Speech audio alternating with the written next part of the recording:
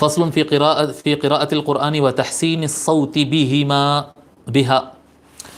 فی قراءة القرآن وتحسین الصوت بها،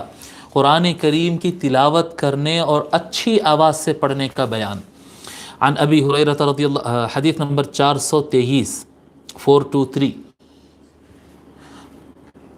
عن ابی ہریرہ رضی اللہ عنہ انہ سمع النبی صلی اللہ علیہ وآلہ وسلم یقول، حضرت ابو ہریرہ رضی اللہ تعالیٰ روایت فرماتے ہیں کہ نبی اکرم صلی اللہ علیہ وآلہ وسلم کو وہ ارشاد فرماتے ہوئے سنے،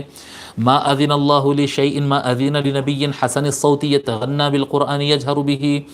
اللہ تبارک و تعالی نے اپنے نبی کو اتنا ثواب کسی اور موقع پر نہیں عطا فرمایا۔ سب سے زیادہ ثواب اللہ تبارک و تعالی اپنے نبی کو اس وقت عطا فرمایا، آقا علیہ الصلوۃ والسلام کو اس وقت عطا فرمایا جب نبی اکرم صلی اللہ علیہ وآلہ وسلم قرآن تلاوت فرما رہے تھے اور اس میں ترنم تھا، قرآن پڑھنے میں ترنم۔ اب غنا کا، یتغنى بالقرآن کے دو الگ الگ معانی ہوتے ہیں۔ ہم جو مشہور علماء نے جو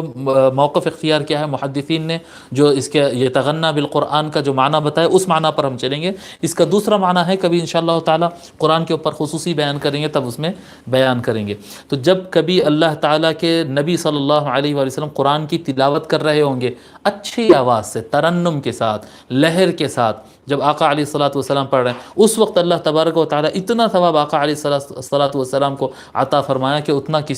کسی اور وقت میں عطا نہیں فرمایا۔ یہ حدیث متفق علیہ ہے۔